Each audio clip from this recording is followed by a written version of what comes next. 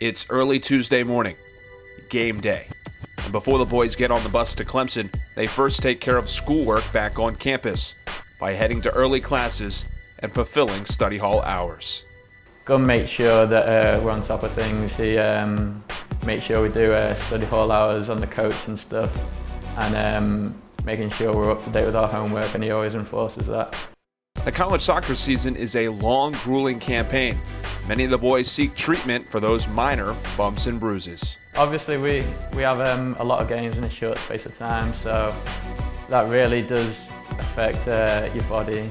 It's a lot different to what I'm used to. I mean, in England, you play once a week, you play every weekend, and you play right through the year, whereas here you only play till, well, hopefully into December when we reach the NCAA tournament. While the players are in classes and seeking treatment, the coaches are hard at work preparing for that night's contest. But first, a cup of tea is in order to get the day off right. I always fill the cups. I always do all the work around here. Got the water. I feel a little under pressure to make a good cup of tea right now. Never been watched so carefully. Best team in the world after shower. We generally meet late morning where we'll just kind of go through what we've been talking about as far as what we're looking for out of our opponents, what we're looking for, more importantly, out of our players and our team, what we're going to be focusing on and what we're going to be trying to do. When players do start arriving, GUNN makes sure to post the latest NCAA rankings outside the locker room as a subtle reminder of where the boys are at in the national landscape. And when the players do arrive at the field house, a certain player's new haircut draws a lot of attention. No. I do miss the hair though. No. I do look good though, guys. The people wanted John Legend. No, it looks terrible. That looks horrible. That's what I thought too. What do you mean? You need to don't cut your hair next time. You know, we get the food ready, so the pre-game stuff's ready for the guys. We like to take care of them. We're real high on the preparation and nutrition for the players, and so that's important.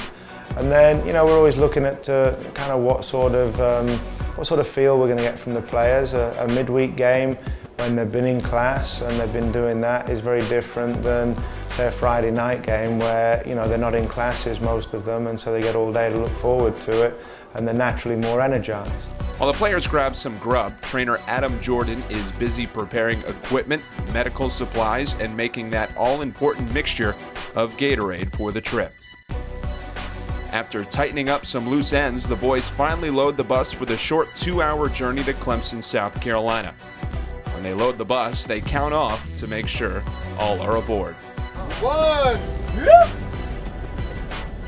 Not here. 4, 5, 6, 7, 8, 9, 10, 11, 13, 16, 17, 18, 20, 21, 22, 23, 27, 29, 30, 31, 32, 33.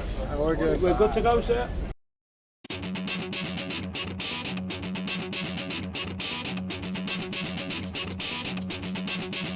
On the bus journeys, if we're going the day of a game, it's a bit of relaxation time where they get to just visualize, they get to prepare, they get to gather their own thoughts and think about what they're going to do.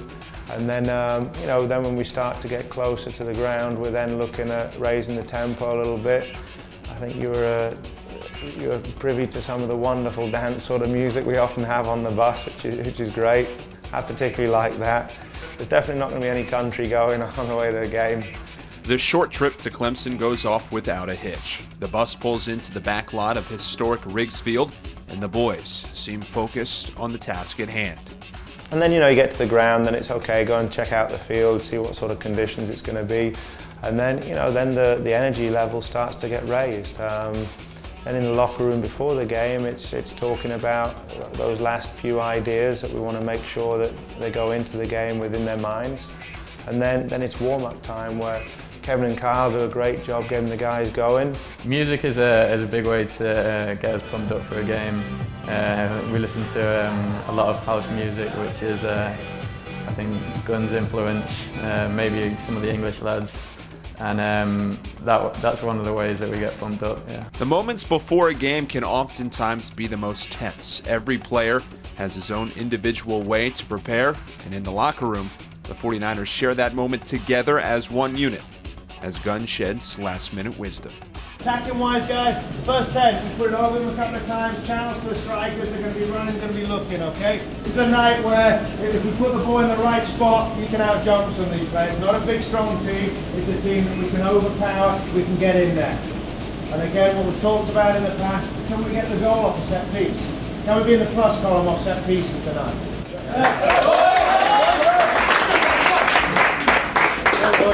Then, in like an old-fashioned boxing match, the fighters touch gloves, the bell rings, and it's go time.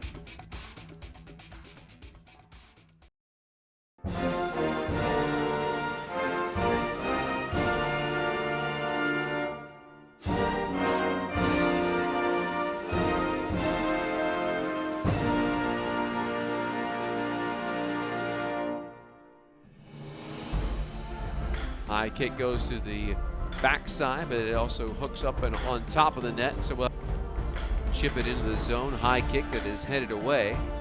The 49ers will control there. Move it down to the end line, and then now across, centering pass, and a good shot on goal, and a nice one-handed save there by Mozo.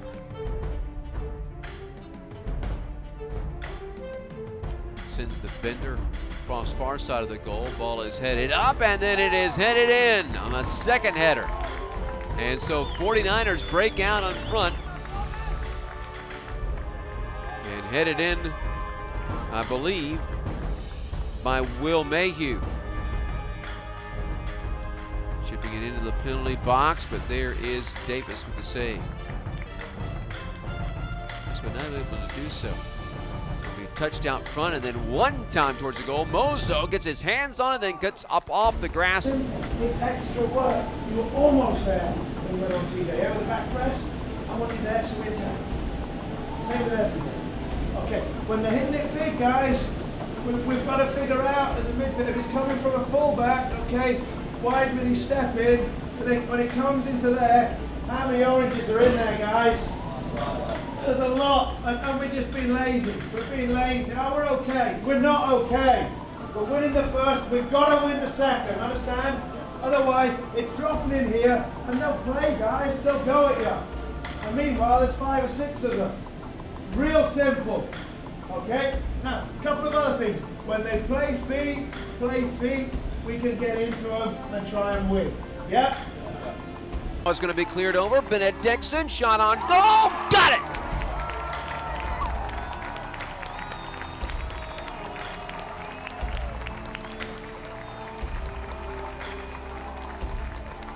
Pushing it forward, trying to get a rush on net. Now coming out front, right-footed shot on goal. It will slide just high and over. Oh, a good opportunity there. Chip it up. Far side, deflected, out front, kicked in, and then kicked in again by the Niners. That ball got loose out front, deflected a couple of times, and finally banged in the net by the Niners, and I believe it was number 5, Thomas Allen. Is going to be Evan James. Far side, lines up a shot on goal and good. And so with just 3:52 left, Evan James knocks it in the back of the net to make it 3-1 Charlotte. And that was a backbreaker there. Very, very happy with the result. It was a game that very easily go either way in the middle of the second half, and the great thing about our team there, we'd had our chances to put the game away, we didn't manage to. They get back in, could go either way, and our boys had that resolve, and we just kept going, and in the end we win the game 3-1, and we're happy with another great road victory. Don't forget the tat on the end.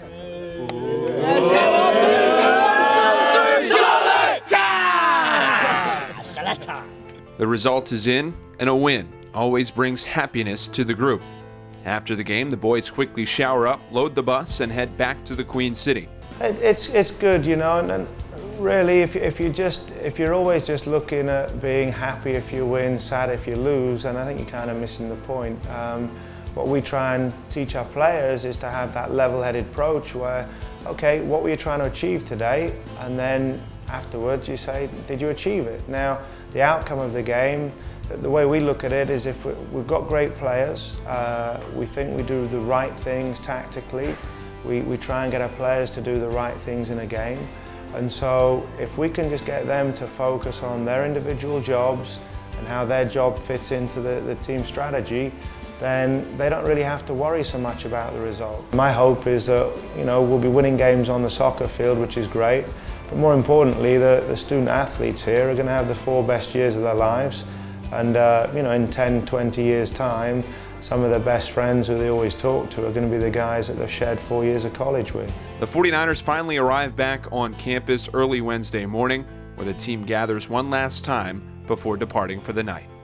Shot on 3, 1, 2, 3, shot it!